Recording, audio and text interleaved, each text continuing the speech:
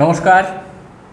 খবরদার কথা নয়, আজকেও দুটো বিষয় আপনাদের সামনে তুলে ধরার জন্য আমরা এসেছি। অত্যন্ত দুঃখজনক এবং নিন্দার ভাষা আমরা খুঁজে পাচ্ছি না। একটা আমাদের রাজ্যেই উদয়পুর, রাধাকিশোরপুর, একজন শিক্ষক অভিজিৎ দে, তাকে পিটিয়ে মেরে ফেলা হয়েছে। আরেকটা আমাদের রাজ্যে না, কিন্তু সমস্ত ভারতবর্ষ যে ঘটনাটাকে রীতিমতো কাঁপিয়ে দিয়েছে, আরজিকর মেডিকেল কলেজে একজন পোস্ট গ্র্যাজুয়েটেড ছাত্রী, তাকে দৈহিক অত্যাচারের পর খুন করে ফেলা হয়েছে। মেডিকেল কলেজের ছাত্রী, আমাদের ভবিষ্যৎ চিকিৎসক, তাকে এইভাবে খুন হতে হওয়া এবং আমাদের এই রাজ্যে রাধাকিশোরপুরের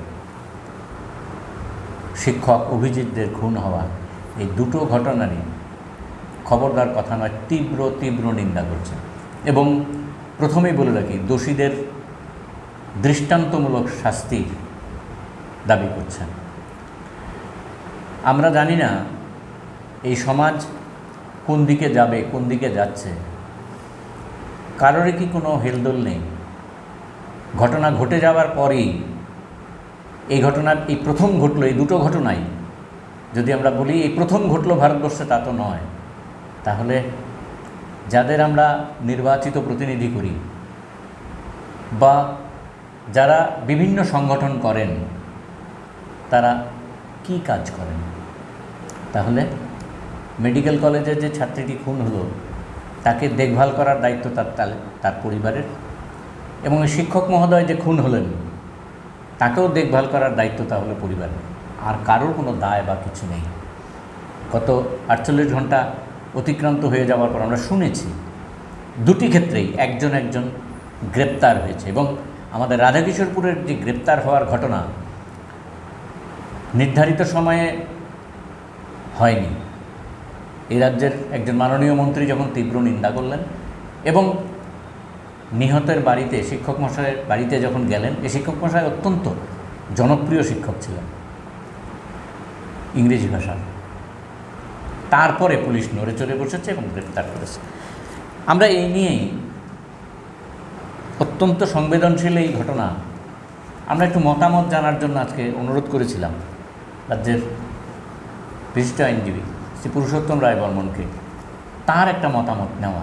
আপনাদের বলছি, এই অভিজিৎদের খুনের ঘটনার পরিপ্রেক্ষিতে আমরা চেষ্টা করব ওনার দরজায় যাওয়ার।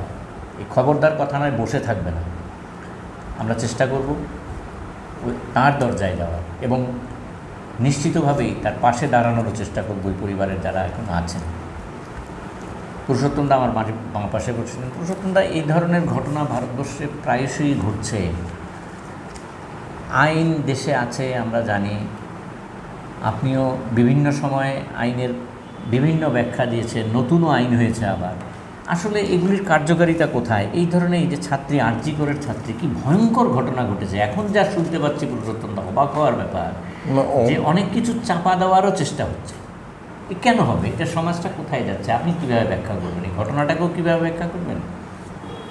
এই যে আরজিকরে কর্তব্যরত চিকিৎসক, যিনি স্নাতকোত্তর ডিগ্রি করছিলেন, তাকে নৃশংসভাবে ধর্ষণ করার পর খুন করা হলো হাসপাতাল চত্বরেই, আরজিকর হাসপাতালের মধ্যে, সেমিনার হলে।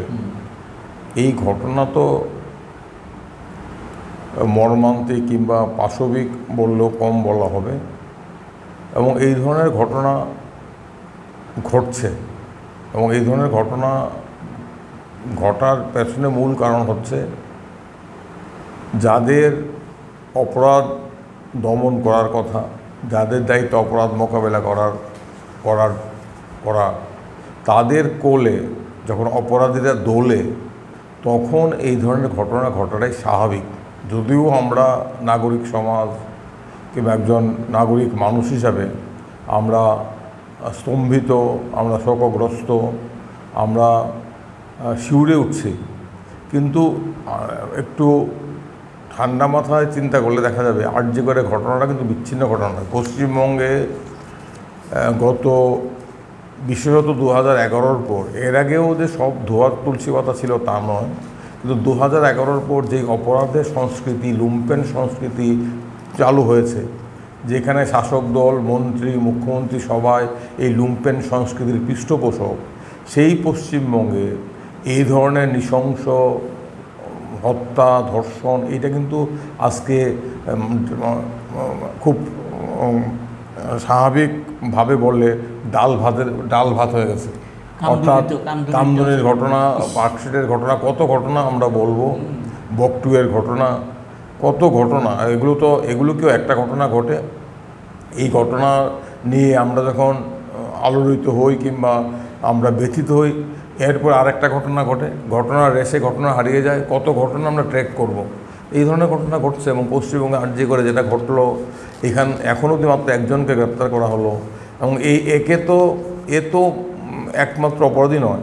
আমাদের কাছে যেটা খবর আছে, যেখানে আমি আজকেই খবর পেলাম, কলকাতার মেডিকেল কলেজের ছাত্ররা, চিকিৎসকরা, শিক্ষকরা তারা বলছেন এই ঘটনার সাথে আরও 4জন কি 3জন যুক্ত এবং তারা সবাই শাসক দল তৃণমূল কংগ্রেসের একদম ঘনিষ্ঠ এবং তৃণমূল কংগ্রেসের স্থানীয় নেতা। ওই কলেজেরই কেউ চিকিৎসক, কেউ ছাত্র নেতা। তাদেরকে আড়াল করার জন্যই একটা লোককে বলির পাঠা করা হয়েছে। ও এককভাবে এই অপরাধ করতে পারে না। অপরাধ বিজ্ঞান নিয়ে যাদের সামান্যতম ধারণা আছে, তারা খুব সহজেই এখানে বসে আমরা বুঝতে পারি এইটা ওই ছেলেটার পক্ষে একা করার মতো কাজ নয়, এর সাথে অন্যরা ছিল। এবং সিভিক ভলান্টিয়াররা, আমরা জানি সিভিক ভলান্টিয়ার হচ্ছে মমতা ব্যানার্জির তৈরি করা একটি সরকার দ্বারা পোষিত গুন্ডা বাহিনী, এবং সিভিক ভলান্টিয়ারদের সমস্ত দুষ্কর্মে ব্যবহার করা হয়। এবং এই সিভিক ভলান্টিয়াররাকে উৎসাহ দেওয়া হয়, তারা পুলিশের পোশাক না পরলেও পুলিশের হাতে পুলিশের লাঠি নিয়ে মোড়ে তোলে, তারা সমস্ত অপরাধ করে এবং তাদেরকে নির্বাচনে ব্যবহার করা হয়।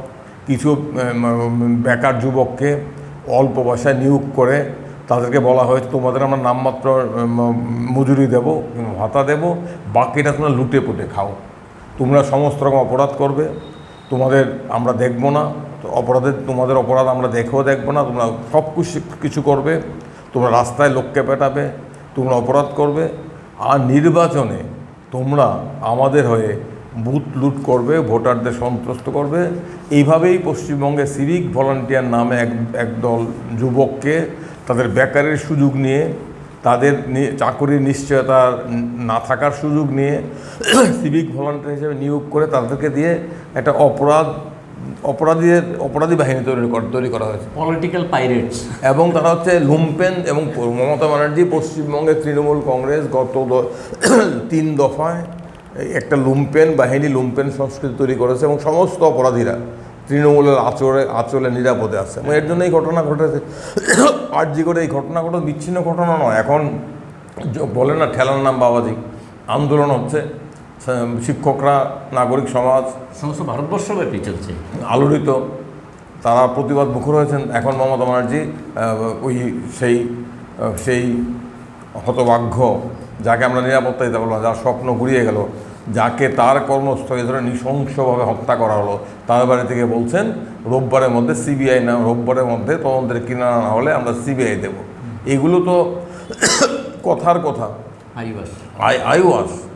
এবং এটা আমাদের মনে রাখতে হবে। সামগ্রিকভাবে যখন রাজনীতির অপরাধীকরণ হয়ে যায়, যখন লুম্পেন গুন্ডারা রাজনীতি করে, রাজনীতিকে নিয়ন্ত্রণ করে, যখন বেল্লাপনা রাজ্যের সংস্কৃতি হয়ে যায়, তখন এই ধরনের ঘটনাটা না ঘটাই অস্বাভাবিক। এবং এই ঘটনার জন্য আরজিকর কলেজ কর্তৃপক্ষ দায়ী, শাসক দল দায়ী, এবং তৃণমূলের সুপ্রিমো পশ্চিমবঙ্গের মুখ্যমন্ত্রী, উনিও আর দায়িত্ব এড়াতে পারেন না। ওনার তৈরি করা সংস্কৃতি, কারণ উনি গত 11 বছর ধরে সমস্ত দুষ্কৃতিকারীদের, সমস্ত ধর্ষকদের অভয় মুদ্রা দিয়ে আসছেন যে তোমরা যা খুশি করা যাও, আমি আছি, আমরা আছি। প্রসঙ্গ ঘটনাটা ঘটার সঙ্গে সঙ্গে পুলিশের যে বক্তব্য, তাদের মা এবং বাবাকে যেটা জানানো হলো সুইসাইড, আত্মহত্যা করেছে বলে প্রাথমিকভাবে বলে দেয়। এটা আত্মহত্যা বলে চালিয়ে দিতে পারত। আমরা আমরা কৃতজ্ঞ ওই কলেজের ছাত্ররা, শিক্ষকরা, চিকিৎসকরা, তারা যদি তৎক্ষণাৎ পথে না নামতো, হাসপাতাল চত্বরে বিক্ষোভ না দেখাতো, তাহলে এই ঘটনাকে পোস্টমর্টেম রিপোর্টও আত্মহত্যা বলে চালিয়ে দেওয়া যায়। কারণ আমরা জানি সব ডাক্তারই বিবেকবান নয়, অনেক ডাক্তারই শাসকের নির্দেশে, শাসকের ভয়ে মেরুদণ্ড বিক্রি করে খুন এবং ধর্ষণকে আত্মহত্যা বলে চালিয়ে দেয়। হ্যাঁ, জানি আমরা। 48 ঘন্টা পরে প্রিন্সিপাল এইটা শুধুমাত্র এই যে মেয়েটা খুন হলো, ধর্ষণ করে খুন করা হলো, নৃশংসভাবে খুন করা হলো, যে বিবরণ পোস্টমর্টেম রিপোর্টে কাগজে বেরিয়ে আসছে, একদম রোমহর্ষক বিবরণ, এটাকেও আত্মহত্যা বলে খুব সহজে চালিয়ে দেওয়া হতো।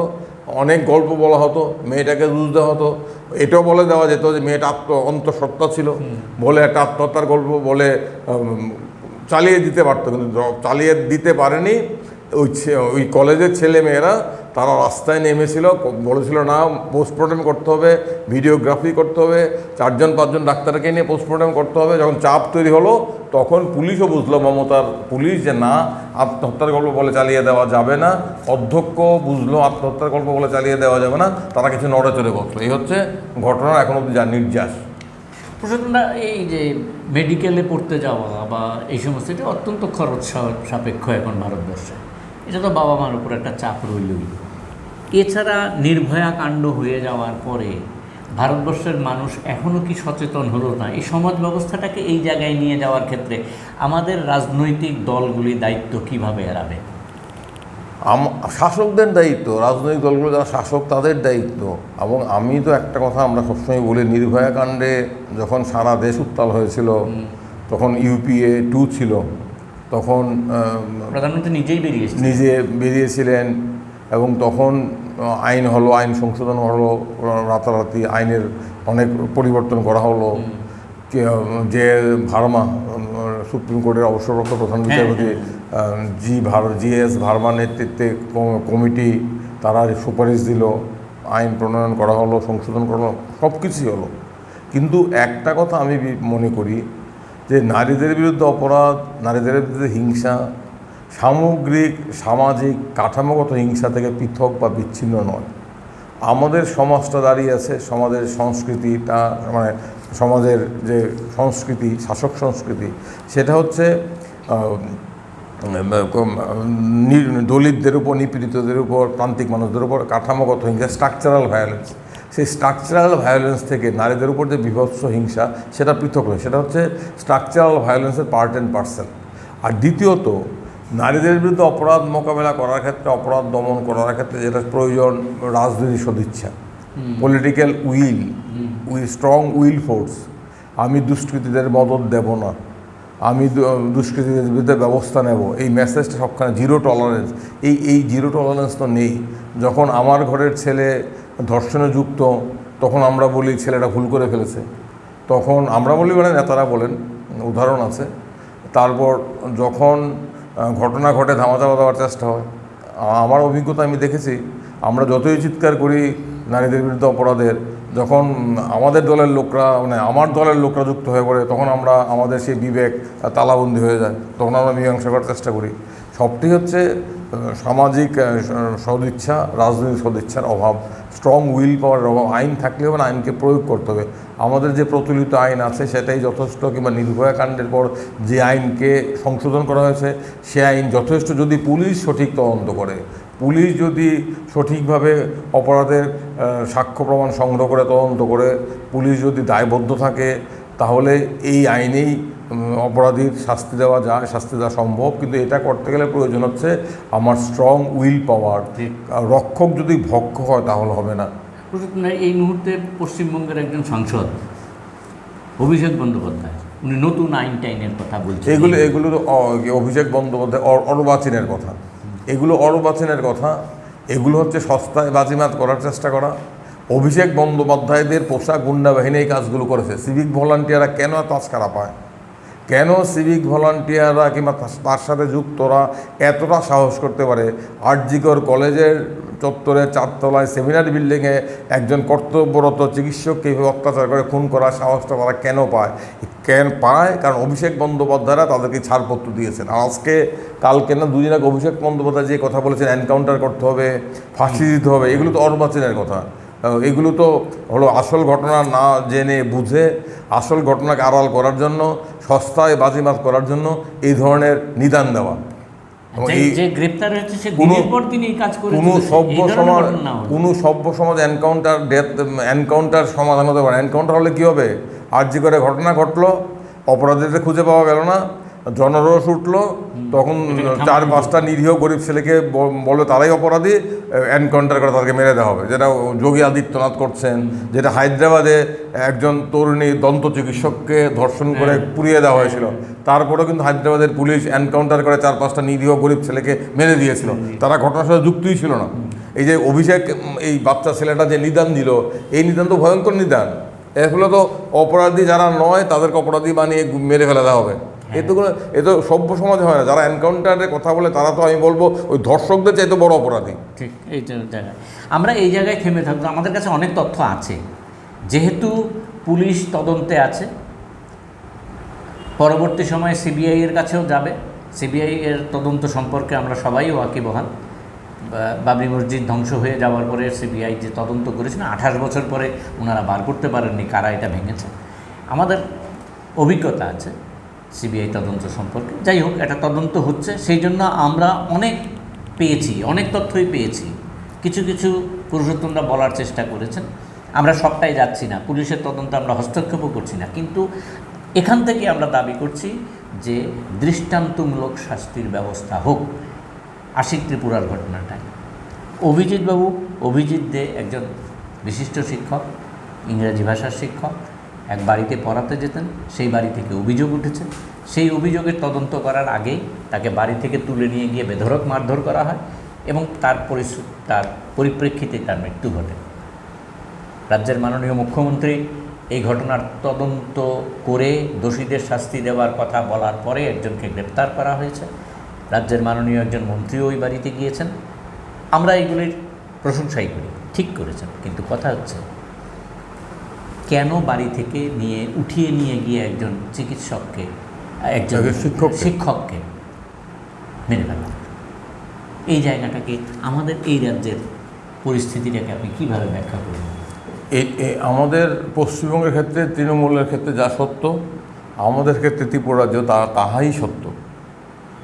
পশ্চিমবঙ্গে যেমন অপরাধের সংস্কৃতি, অপরাধীদের ছাড়পত্র দেওয়া হয়েছে, তাদেরকে খোলা মাঠ ছেড়ে দেওয়া হয়েছে, তোমরা যা খুশি করো, আমরা আছি। ত্রিপুরাতে একই জিনিস চলছে। ত্রিপুরাতে কুশীলভ রণ্য, এখানে বিজেপির নেতৃত্বে অপরাধীদের ছাড়পত্র দিয়ে দেওয়া হয়েছে। থানাগুলো নীরব দর্শক দাঁড়িয়ে দাঁড়িয়ে দেখে। এবং অভিজিৎ এই শিক্ষক মশাইকে যেভাবে নৃশংসভাবে বাড়িতে ডেকে নিয়ে পিটিয়ে খুন করা হলো, পরবর্তী সময় পুলিশ এসে তাকে আবার অ্যারেস্ট করলো। কি পুলিশের বীর পুঙ্গব বাহিনী, তাদের লজ্জা করে না? যে আক্রান্ত তাকে অ্যারেস্ট করা হলো, আর যারা তাকে মেরে লাশ বানিয়ে দিল তাদেরকে পুলিশ ধরলো না। ঘটনাস্থলে তাদেরকে ধরা উচিত ছিল। আমি ধরে নিলাম অভিযুক্তদের বিরুদ্ধে অভিযোগ আছে, অভিযোগ থাকলেই কোন আইনে অভিযোগকারীকে অধিকার দেওয়া হয়েছে অভিযুক্তকে পিটিয়ে লাশ করে দেওয়া? পুলিশ কেন যেই বাড়িতে নিয়ে অভিযুক্তকে মারলো ওই বাড়ি থেকে পুলিশ উদ্ধার করে, ওই বাড়িতে তাদের বাড়ির লোকজন গ্রেপ্তার করলো না কেন? এই রাজ্যে আইন থাকে, এই রাজ্যে মানবাধিকার কমিশন কাজ করে, এই রাজ্যে পুলিশের কর্তা ব্যক্তিদের বিন্দুমাত্র লজ্জা বোধ থাকে, তাহলে প্রথমেই তো ওই বাড়ির লোকদের এখনই গ্রেপ্তার করা উচিত। সবাইকে, যাদের আশ্রয়ে, যাদের পরোক্ষ প্রত্যক্ষ মদতে অভিজিৎ বাবুকে নিয়ে গিয়ে মারধর করে লাশ বানিয়ে দেওয়া হয়েছে, আত্মহত্যা করা হয়েছে, তাদেরকে গ্রেপ্তার না করে আক্রান্তকে, মৃতপ্রায় ব্যক্তিকে গ্রেপ্তার করা হলো। এই তো পুলিশ। এটা কেন হলো? একটা বিষয় এখানে অ্যাড করি, পরের দিন ওনাকে কোর্টে চালান করা হয়েছিল। এজলাসেই উনি অসুস্থ হয়ে পড়লেন। সেই ক্ষেত্রে বিচারক মহোদয়ের ইনস্ট্রাকশন কী থাকে? এটা তো থাকতে হবে। বিচারকের দায়িত্ব তো তৎক্ষণাৎ তার চিকিৎসার ব্যবস্থা। আমি জানি না বিচারক করেছেন কিনা, বিচারকের তো দায়িত্ব তৎক্ষণাৎ চিকিৎসার ব্যবস্থা করা, আইনত ব্যবস্থা করা, চিকিৎসার নির্দেশ দেওয়া, এগুলো করেছেন কিনা জানি না। বোধহয় করেছেন। আমি এই বিষয়ে এক্ষুনি মন্তব্য করব না, কারণ আমাদের নিম্ন আদালতের অনেক ক্ষেত্রেই আমরা নিম্ন আদালতের বিচারকরা অনেক ক্ষেত্রেই দায়িত্ব পালন করার ক্ষেত্রে তাদের কাছ থেকে আমরা আইনত যেটা আশা করি কিংবা আইনের যা প্রত্যাশা নির্দেশ সেই অনুযায়ী অনেক ক্ষেত্রে তারা পেরে ওঠেন না। এক্ষেত্রে কী হয়েছে বিস্তৃত না জেনে আমি বলবো না, কিন্তু আমি পুলিশের ভূমিকা বলছি। আর এই যে এক অভিযুক্তকে ডেকে এনে লাশ করে দেওয়ার ছাড়পত্রটা কেন পেল? আজকে মুখ্যমন্ত্রী বলেছেন, আপনি শুনেছেন, আমার কাছে আপনার কাছে শুনলাম মুখ্যমন্ত্রী বলেছেন গ্রেপ্তার করতে হবে, কিন্তু মুখ্যমন্ত্রী তো নিজের কাছেও প্রশ্ন করা দরকার।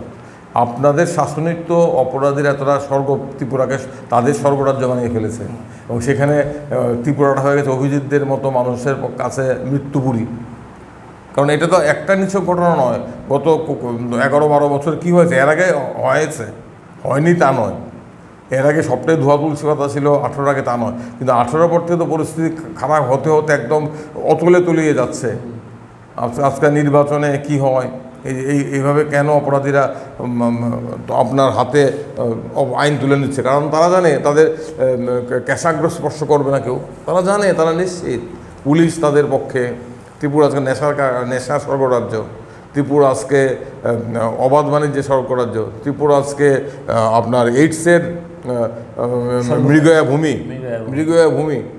এর ফলে অভিজিৎদের ঘটনা থেকে বিচ্ছিন্ন নয়, ড্রাগের মানব পাচারের জন্য ত্রিপুরা বিখ্যাত।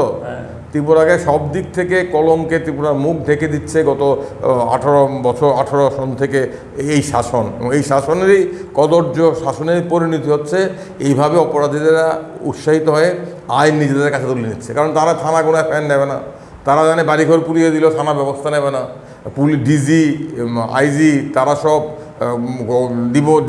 দিবনিদ্রায় থাকে, এটা তারা জানে। সর্বশেষ প্রশ্ন, সেটা হচ্ছে আইনজীবী হিসেবে আপনার কাছে জানতে চাইছি, অভিজিৎ দেখে তার বাড়ি থেকে তুলে নিয়ে যাওয়া হলো, এটা অপরাধ। এরপরে ওই যাদের অভিযোগ তাদের বাড়িতে নিয়ে গিয়ে বেধড়ক মারা হলো, দ্বিতীয় অপরাধ। তৃতীয় অপরাধ, পুলিশের হাতে তুলে দেওয়ার সময় পুলিশ তাকে ওই বাড়ি থেকেই উদ্ধার করলো রক্তাক্ত অবস্থায়, প্রাথমিক চিকিৎসা করার পরে তাকে কাস্টডিতে নিয়ে গেল, এরপরের দিন কোর্টে চালান করলো। এ তো কাস্টোডিয়াল ডেথ, আমরা এটা হাজত হত্যা, এটার সঙ্গে এটা তো বাঁচার অধিকার। এটা তো যারা সংবিধানের সামান্যতম ধারণা আছে এদের আইনবিদ হওয়ার দরকার নেই, জুরিস্ট হওয়ার দরকার নেই। এটা তো বাঁচার অধিকার, অলঙ্ঘনীয় অধিকার। বাঁচার অধিকার লঙ্ঘন করে সবাই অপরাধী। আমরা ত্রিপুরা হিউম্যান রাইটস অর্গানাইজেশন যাব, আমরা হাজত হত্যার অভিযোগে ওদেরকে কাঠগড়ায় তুলব। এটা হাজত হত্যা, পুলিশ দায়ী এই মৃত্যুর সাথে। পুলিশ কেন অভিজিৎ বাবুকে হাসপাতালে পাঠালো, কেন ওকে গ্রেপ্তার করলো? ওর কি অপরাধ?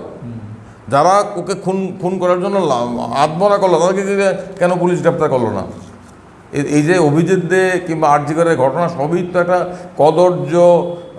কদর্য নোংরা সংস্কৃতির ফসল, যেটা শাসকরা দুরাজ্যেই তৈরি করেছে, যেখানে অপরাধীদের অবাধ ছাড়পত্র দিয়ে দেওয়া হয়েছে, ব্ল্যাঙ্ক চেক দিয়ে দেওয়া হয়, তোমরা যা খুশি লিখে নাও, তোমরা অপরাধ করো, তোমাদের ব্ল্যাঙ্ক চেক দিয়ে দিলাম। এই ব্ল্যাঙ্ক চেকের পরিণতি হচ্ছে অভিজিৎদের নির্মম মৃত্যু, এই ব্ল্যাঙ্ক চেকের পরিণতি হচ্ছে আরজিকরে এক সম্ভাবনাময় চিকিৎসকের মর্মান্তিক শোচনীয় হত্যাকাণ্ড। শেষ করার আগে বলি, খবরদার কথা নয়, নজর রাখছে। আমরা কোনো বিষয় এড়িয়ে যাওয়ার চেষ্টা করি না। এই দুটো হত্যাকাণ্ডের পরিপ্রেক্ষিতেও আমরা নজর রাখছি। আমরা যত দূর সম্ভব যাওয়ার চেষ্টা করব, এর রহস্য আপনাদের সামনে নিয়ে আসব। যখন যে খবর পাবো আপনাদের কাছে আনব। আমরা নিশ্চিত যে আপনারাও আমাদের পাশে থাকবেন। আজকে এইটুকুই থাক। সবাই ভালো থাকবেন, সুস্থ থাকবেন। সকলকে নমস্কার।